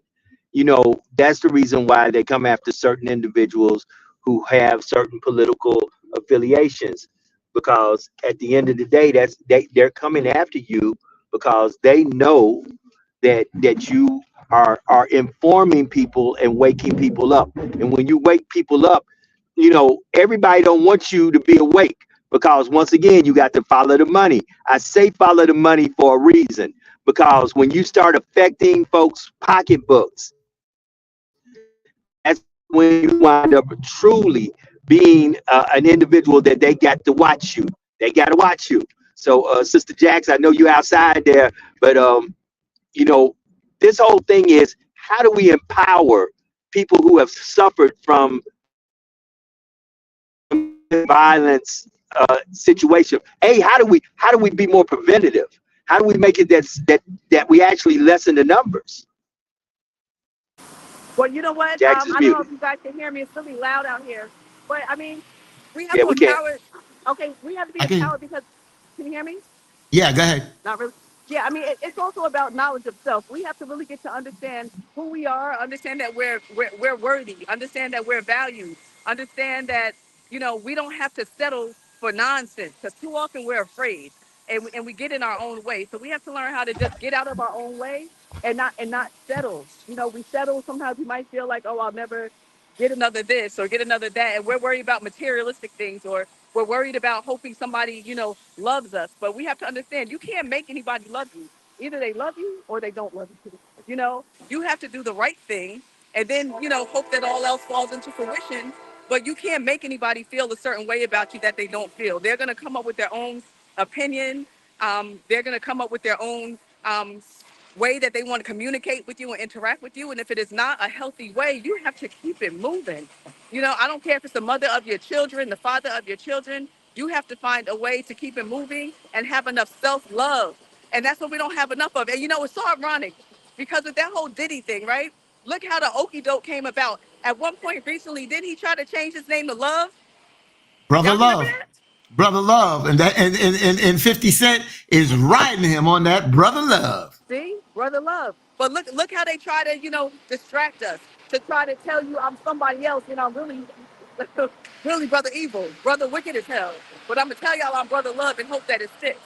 So it's just interesting how things go down like that, y'all. It's so loud out here, so I don't want to keep on chatting, but I'm going to keep on watching and trying to listen until I get out here, okay? Not a problem. Was that the 1020 choo-choo behind you? I just heard a train.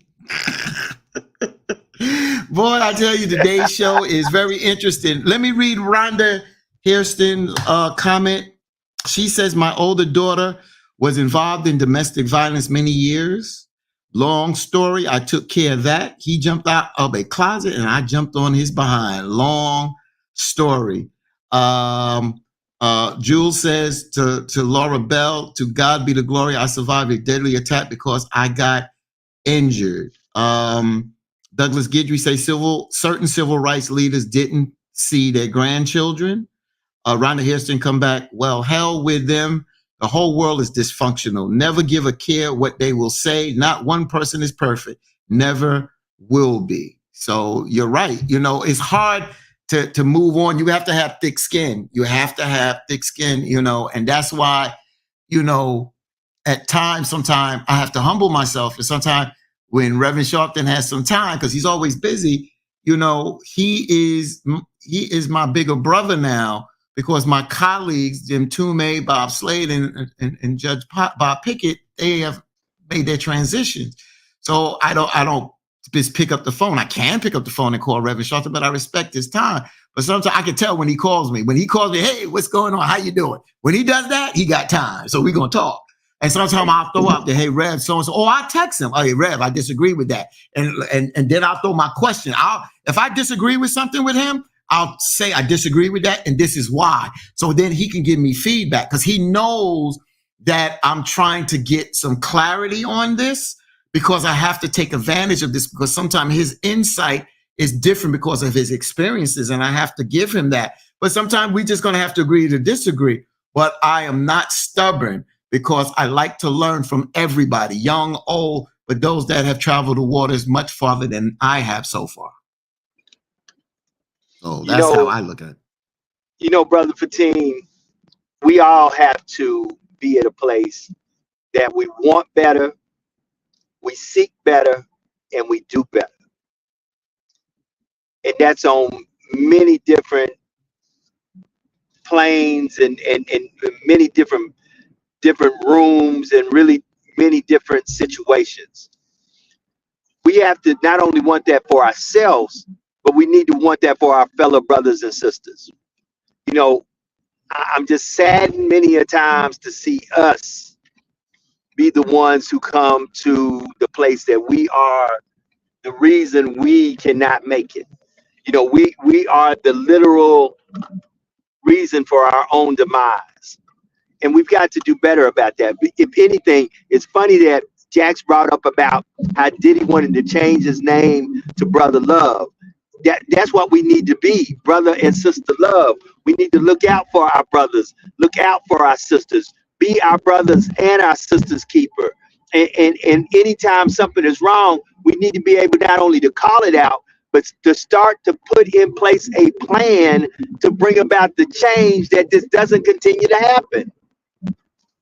Yeah, I told y'all, and I'm going to stick with it. Stop giving yourself titles. Brother Love, I'm a king, I'm a queen, I'm a God, I'm a earth. What you do is you live that example and let other people, you be the reflection of what you believe you are or striving to, and let other people call you that. That's how you become that. That's the bottom line. That's how you become that. Stop giving yourself these times. Yo, I'm a God. I'll come from kings and queens, but you smoking and drinking and ain't doing nothing to prosper and build and become a better person. Then stop calling yourself that, because you're not that. Because because your father was a doctor and you a bum, then you come from that lineage, but that don't make you that. So stop giving yourself these self-made titles and become that. See, that's why I picked a name. My name, Fatim, means smart, clever, and bright, meaning that I have to strive. I gave my children names that they can strive to work towards. You understand? They have to strive and work towards. So you not that. I told my daughters, this is what your name means. You have to work to become that. Stop doing that. I'm telling y'all, stop doing that. Become the reflection of that, so people can identify with that and let them identify and say, man, that's a beautiful person. That person acts in love. That person acts in kindness. That's who they are. Joe, I thought you was going to say something. That's why. Yeah, I was. You know, I'm traveling on the road right now, and we really got to get down to the nitty gritty about a lot of things. You know, one of the sad things with this situation with Diddy is, of course, the allegations of human trafficking. And when you think about it, I'm in Houston, Texas, and when we talked about this on one of the shows, Houston, Texas, Memphis, Tennessee, New York, these are places that prostitution, human trafficking is prevalent. It happens. And family, we just got to wake up, because you got to ask yourself, had this been your mother, your daughter, your sister, your auntie, someone you love, how would you feel? And how would it make you feel? And, family, we just got to do better. That's all I can say. We just got to do better. And unfortunately, we got to start having not only the conversation about these uncomfortable things, but we got to start putting together the solutions that will bring about the change we need to see. And it's interesting, and I don't want to go down this rabbit hole because it caused so much controversy. And I've said this before, and I stand by it. That's why I always tell my daughters, don't swing on nobody. Don't put your hands on nobody, because they have a right to protect themselves and retaliate. I don't want to hear no man don't supposed to hit no woman. No woman don't need to put your hand on a man. You understand Correct. that? Correct. And so, the Chris Brown, Rihanna situation, you go back to that, and it definitely hurt his career at that particular time. But that was a different scenario, but it was still domestic violence. But, you can't be in a car and the woman, you're driving and, remember, domestic violence is just not always physical. It can be verbal as well. Right. So that's why we have to teach our folks what abuse is. That is not just physical abuse, but it's mental, verbal abuse. And we have to be careful how we talk to people, because you talk to people, you back them in a corner. And I watch my cat. You kept pushing my cat. That's why we used to tell people that came to our house, yo, our cat don't play. He's part of our family. Our cat fit our personality. Don't mess with our cat, because our cat gonna fight. Don't mess with us. You back my cat in the corner. We used to tell. And the kid came to our house, and my wife told the mother and told that kid, leave Frisky alone. Kid didn't learn. Mother sitting right there. Pull that cat tail. Frisky came and clued her on her hand real quick. My wife said, I told y'all. I'm not going to discipline the cat. This is cat territory. I told you, don't pull the cat's tail. Leave the cat alone. Hold it. You the visitor, the cat's at home. The cat's at home. That's right. Don't do that. So that's why I'm saying we have to have these conversations about that. And I tell people this before, and we can bring on the folks and we talk about it. We have to learn that sometime when we're angry, it's not the best time to have a conversation, because I know me. I've gotten so mad, I've knocked stuff off the dresser. I've got, you know what I'm saying? And that's part of the hypertension. And you gotta find that's why conflict resolution is so important, because you don't know how many people go through that verbal abuse from their partners, male, female, and now I'm hearing kids. Just like when Jax talked about the other day when I left early, she talked about how the father he cheated and he was put in the basement, and then the kid and the wife disrespect him. Oh, hell no, you ain't disrespecting me in my house. I don't care what I done did. You understand? Long as I'm not putting my hand on you, because see, a kid can lose disrespect. You put your hand on that child's mother, and that child will lose disrespect for you. Respect for you. And sometimes that child will get in your face. And like you said, Joe, and unfortunately, and I've said it before, I respect my parents. My father was not that kind of person. When my mother and father argued and I got older, so I hated it. I held my breath till I had to walk in that room. And when I walked in that room, I was a teenager, but I was like, all right, y'all, I'm out of respect, but I can't. We can't have this. So now if I got to get in the middle, I'm getting in the middle. You understand? I have to, because I can't let this escalate, because I know where this can escalate to. Right. You understand? So we got to get to that point where we respect one another, even with kids, because sometimes we as adults, we get so hot and mad that sometimes the children should have at least the right to say, Mom, Dad, y'all are too angry. One of y'all take a walk, take a break. Right. And we got to know those key words of saying, you know what?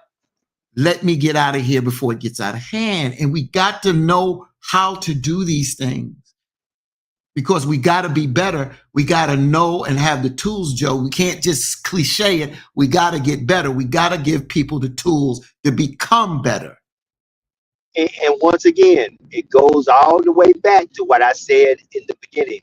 This is why you have to pay attention to politics and the policies that come from politicians. You know, many a times the reason our communities are in the position that they are in is not just our mindset, it's that we don't have resources that are being directed to our communities, that the people who need those resources can actually get those resources. Many a time those resources are governed by, watched over by individuals who are living on the other side of town, who literally are getting rich off the resources that were set aside to help get us to a place where we could at least live. Understand, many of us are barely existing, barely making it. Every day is a struggle just to make it through the day. That's why you got to pay attention who's in office. And your vote does matter. Your vote does matter. You matter. And don't let anybody tell you anything differently. You're right. Bring Jackson, Joe, please. Okay. Jackson's back. Okay, hold on. Yeah, tap in. Let me see. Damn. There you go.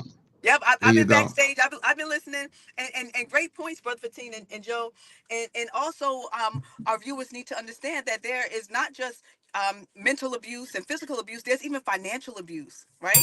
You have financial abuse, you have spiritual abuse. There's so many different types of abuse that people endure.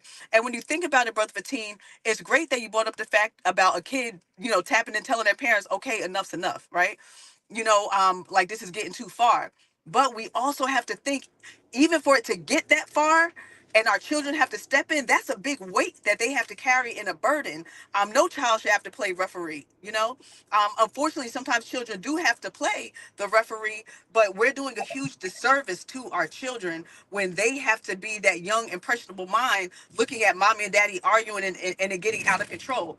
And then when you add substances into it as well, mom is drinking, dad is drinking, mom is on drugs, dad's on drugs, or one is, one isn't, or maybe somebody's not taking their actual medication that they need to take to keep them balanced. So there's so many variables that are thrown in there that we need to really hone in on and focus on. And one day we'll do a show, I'm sure, Joe, where we really tap into domestic violence and really, discuss some deeper solutions in terms of how to identify it, because many times you can identify it before it even happens, and that's part of the red flags, we talk about. Yeah. So we really have to recognize those red flags, even if you're dating and you're into that, moving about that way. It's still certain red flags that you have to be aware. How is his temper? How is his relationship with his mother? How is her relationship with her father? How is her relationship with her mother? How does she handle, if you guys don't have kids, put the woman in a position around some other kids, around maybe your nieces and nephews or kids at the park. How does that woman engage with those children? Is she snippy and an attitude and act damn crazy as hell, or is she kind and loving and nurturing? And granted, some people can appear kind and loving and nurturing and still flip the script after the fact, but that's why I always say, like scripture says, prove a friend. We have to prove a friend, and it says not be so hasty to credit them. Too often we're so hasty to give somebody credit and not really find out who they are and what they stand for and what they are about. And then before you know it, it's too late and you're struggling to try to find a way out. So we got to do a better job. Rhonda Hairston says, excellent point. And that's why I'm glad you're here, Jax, because this is what we've talked about in the past and this is what you do. Rhonda Hairston says, I agree, Brother Joe, only we will never have 100 in our race or 100% in our race. We have to be realistic. I would love if we could get 100%, only we have to get the fact that our place in society has been disrupted by those that have control over our very lives. We have to unlearn to learn. We must take control of our own situations and situations. She's right. That's why I heard what our sister Shauna would say, I don't bend grown trees, but I said, I unfortunately understand that, but at times I have to do that because it's easier to teach those that have not been brought up with this false narrative that we got to tear down, because it's like double energy of work to do, but we can't sometimes let that go. Jewel Wild says, not when you're angry, not good time to negotiate.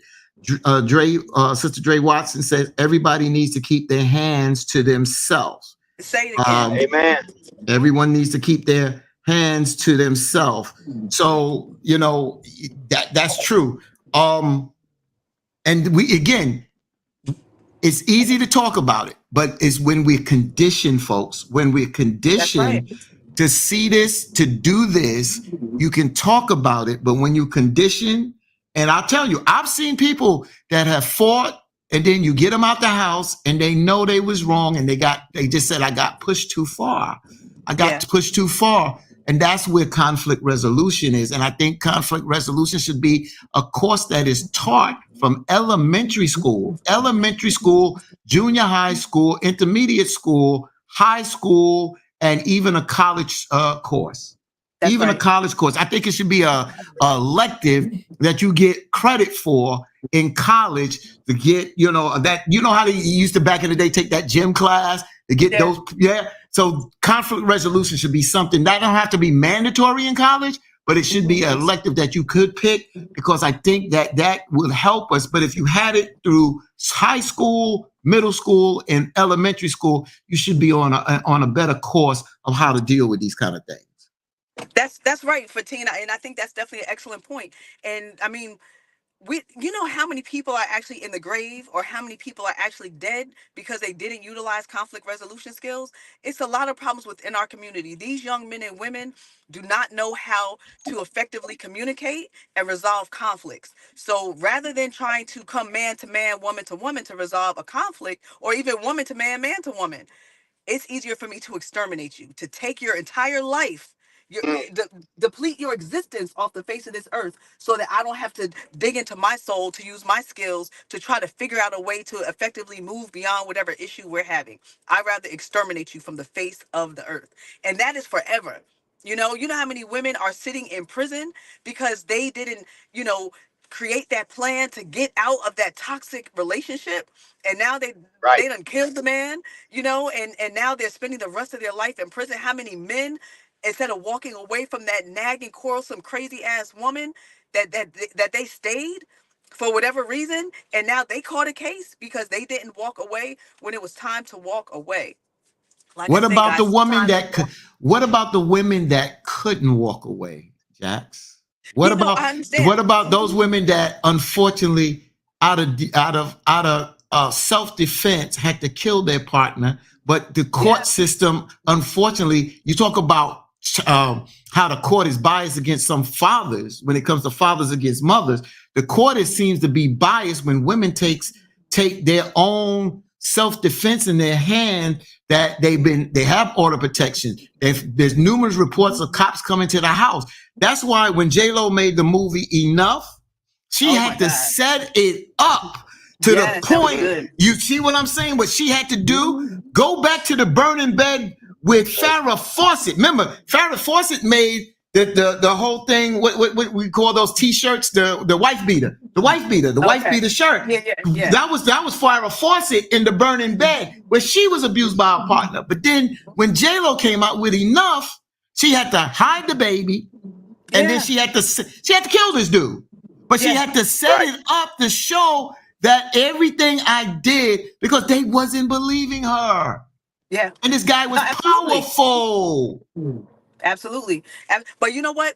That guy was powerful, but a lot of times in our community, we're not dealing with that same type of resources and that same type of power. You know what I'm saying? So we still have to find a way to still get out. You have to plan. I'm not telling anybody today he's beating you, get out and leave right now. You have to sometimes be ginger with it. Why is that? wise as a serpent, and what's the scripture? Wise as a serpent, smooth as a dove, or something like that. You have to understand how you have to go about doing it. And if you don't understand how to devise an escape plan, guess what? It's on Google. A lot of stuff you can still Right. do research. You can call the help hotline. Figure out ways that you can slowly create your exit plan. Document everything. Put everything, whether it's in your phone, a paper calendar book, hide it under the mattress or seat of your car, like whatever you have to do. Document all the days, the conversations. Secretly record if you have to. Some states you can legally record on your own cell phone or recording device certain conversations. Record that if you have to. You know what I'm saying? Create a plan. Make sure you have copies of your birth certificate, passport, any form of ID. If you have to ask a neighbor, a friend, another teacher at your child's school or something like that, can you hold a copy of this paperwork for me? Put it in my kid's file. Whatever you have to do, make a plan and be wise when you're executing it. But safety first. You get one life. This is not a dress rehearsal. We only get one life, y'all. So Right. you got to do the best you can with this life. Your babies need you. The community needs you. The world needs you. You know, and the Most High needs you. So, and if you got an anger problem, get help. There's help for that. Just because you have an anger problem today does not mean you have to have an anger problem 5 years from now. You have to put Correct. in the work. And too often we're afraid to put in the work, but it's possible. We can change. We can change. We can change, but it takes time. It's not going to happen overnight. It's going to take time. But with the Most High, you can do anything. Without him, you can't. Straight up, you can't. You know, so just fight. You just got to fight. Not physically whoop somebody, but you got to Well, fight. well, and find that- you brought up some things, Jax, that folks need to put in a file and say, look, this is good information. A, life and time, two commodities that we play way too much with. That's Also, right. planning. Have a plan and understand that in having a plan, there comes some work. Guess what? You can't sit here and eat junk. And if you do that, only 2 out of 10 of you are going to have a beach body if you eat junk. What you put in is what comes out. So, come on. Not everybody just can't eat and then be fine. It doesn't work like that. What you want, you got to put in work to get it. That's right. That's right. That's right. Everybody can't have these 6-pack of abs like me. Y'all can't have them. Y'all can't have them. Psych. Psych. That's right. Put in the work, y'all. Miss Fluffy over there talking. Y'all can't have it. Don't be Miss jealous, Fluffy. y'all. Don't be jealous. Oh, Fluffy. That's right. So I would be remiss. I'm in Houston, Texas. I'm in Houston right now, but I would be remiss if I didn't do the following. Look, my prayers go out to everybody here in Houston because, a lot of crazy storms and things happened and went through Houston, Texas. And my prayers go out to everybody because there are still over 400,000 people in Houston that do not have power. And let me tell you something, it is 85 degrees. At least that's what it's showing right now at 15 minutes.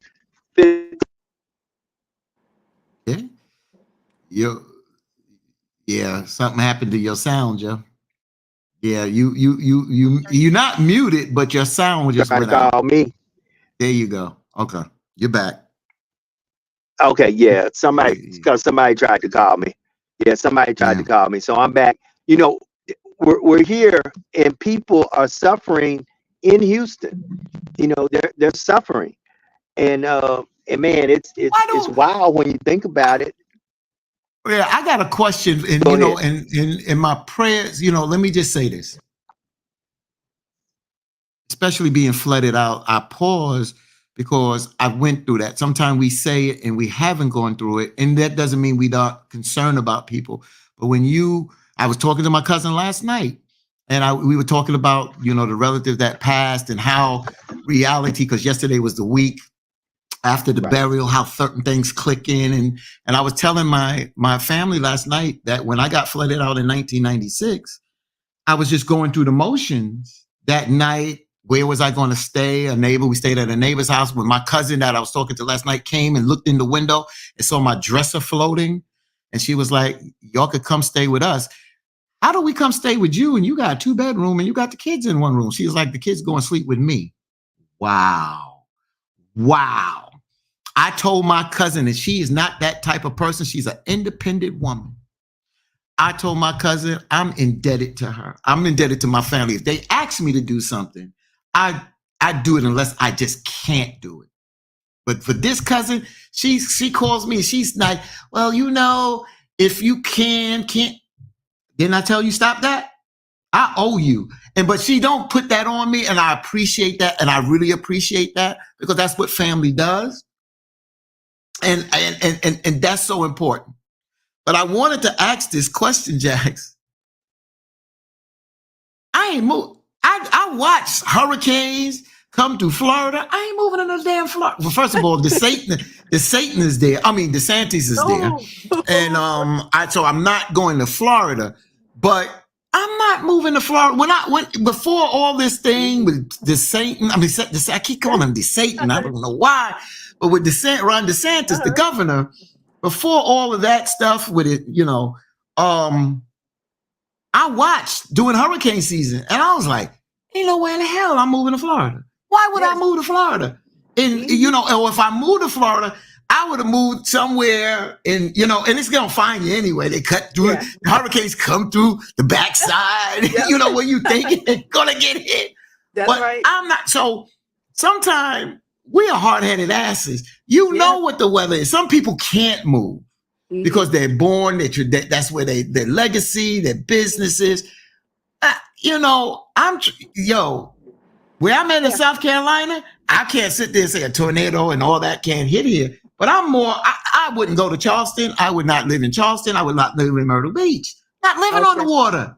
Yeah. I'm not evacuating all the time. Oh, it's going to hit Florida. I wake up in the morning and it's knocking at my door. So a lot of times we make bad choices where we move. I'm not talking about where you grew up and you can't move. I'm talking about when you move and you need to do your damn research.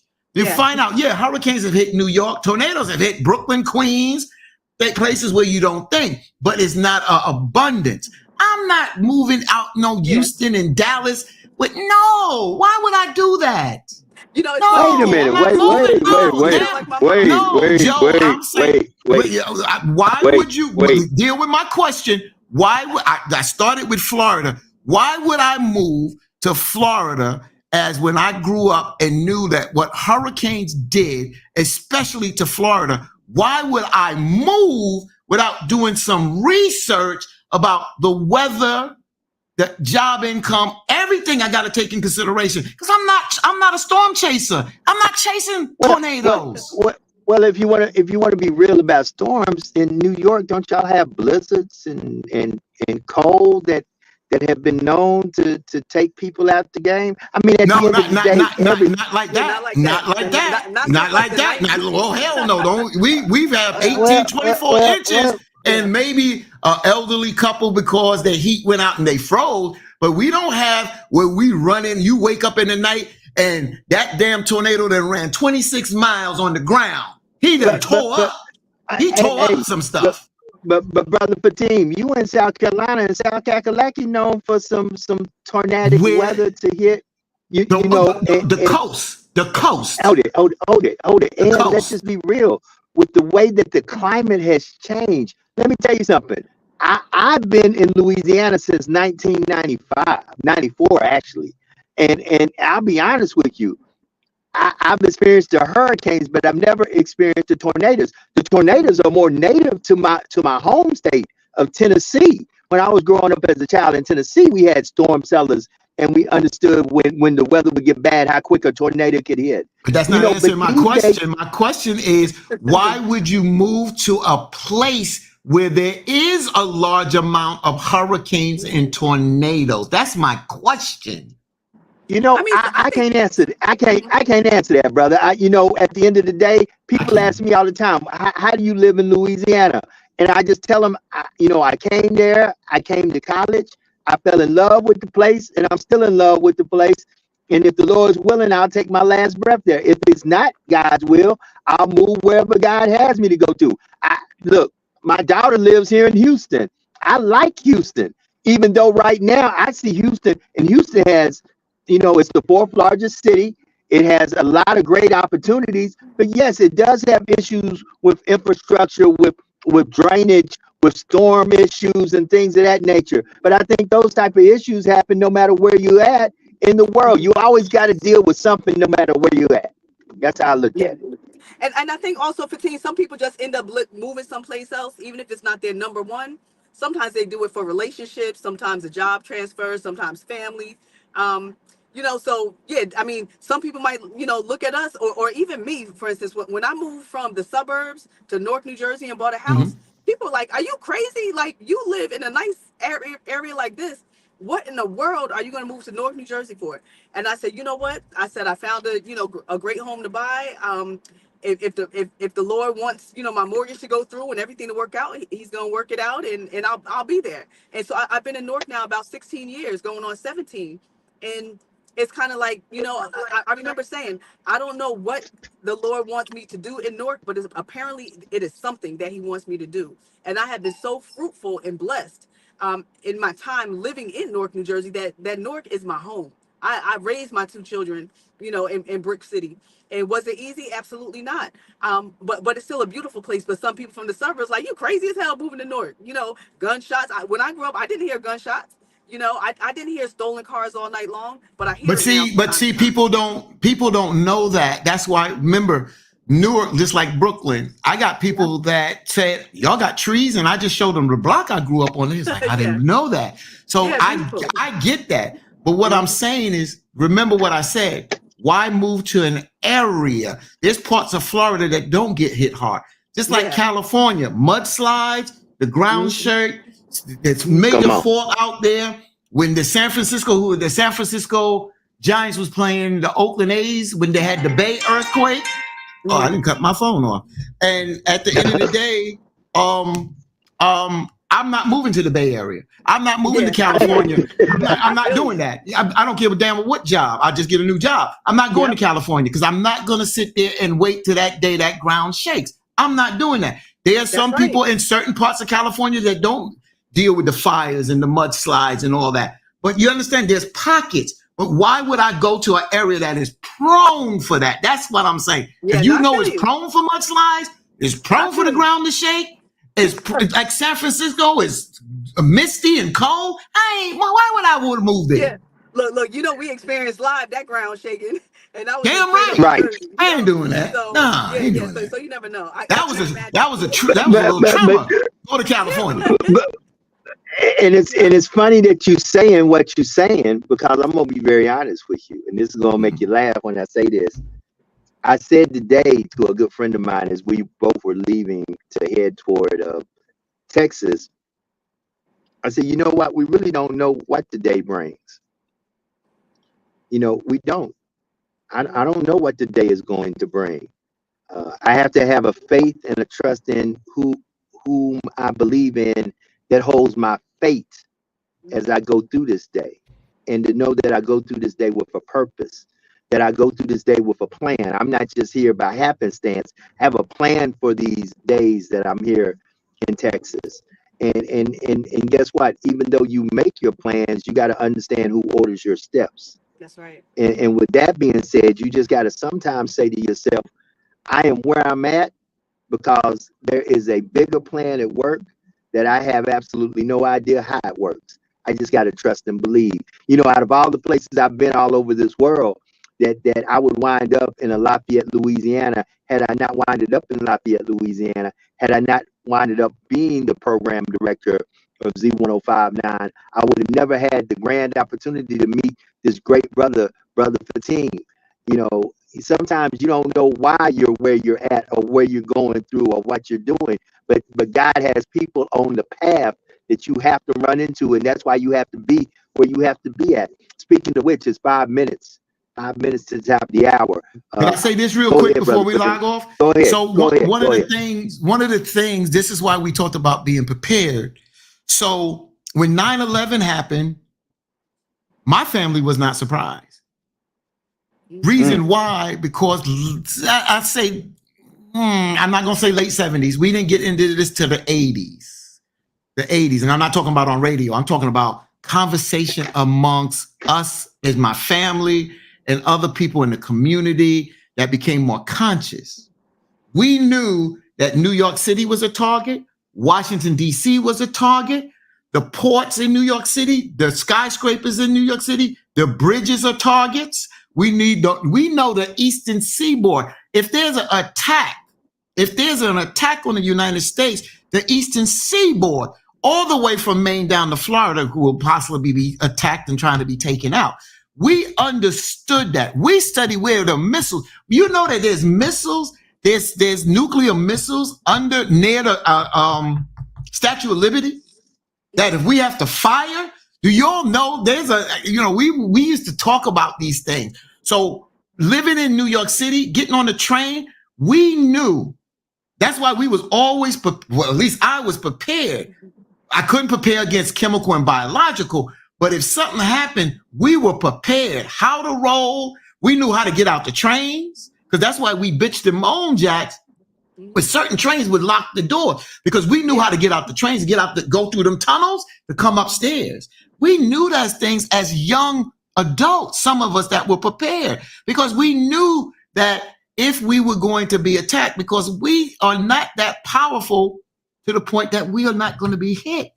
We got crazy people that are trying to attack big cities, bridges. Trust me, if they take the Golden State Bridge down and the Brooklyn Bridge down simultaneously, the economy could crumble in this United States. Right. You understand what I'm saying? So am I prepared for that? I'm not quite prepared for that. I'll be honest with you, financially. But I'm just saying, so when you live in these places, you better have a plan. Ain't no way, if I had to go to Florida, if I had to go to the Midwest, ain't no way I'm gonna get a house without a bunker.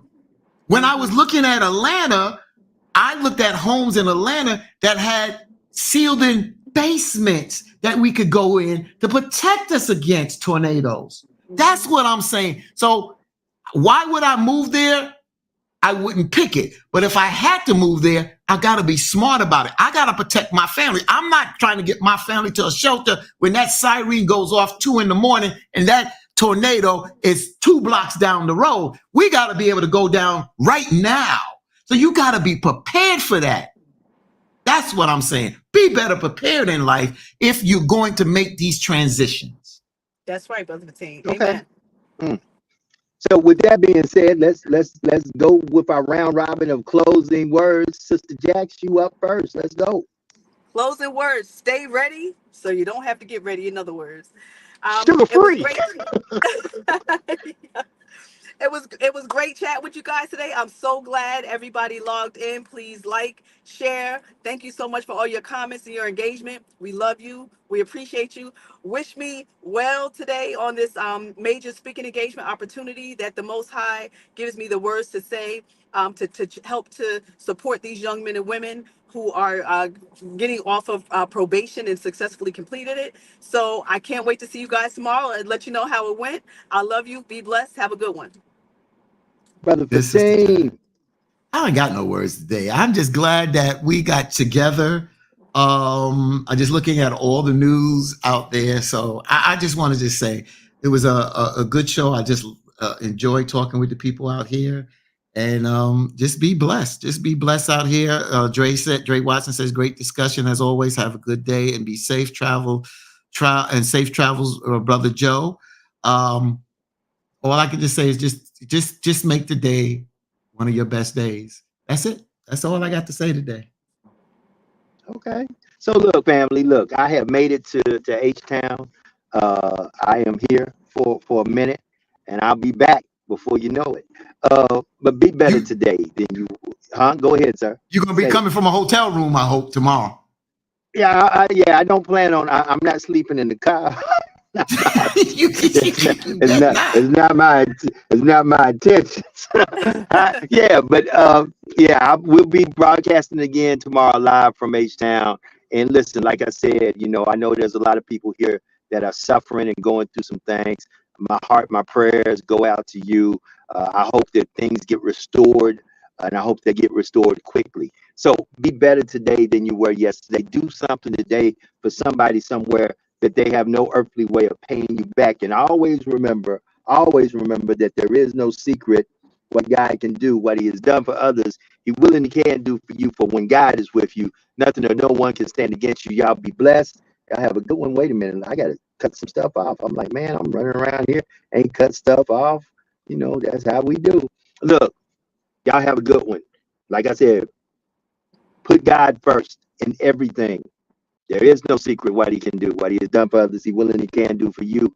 But when God is with you, nothing or no one can stand against you. Look, we up out of here. We'll see y'all tomorrow for Tell the Truth Tuesday. We out. Peace.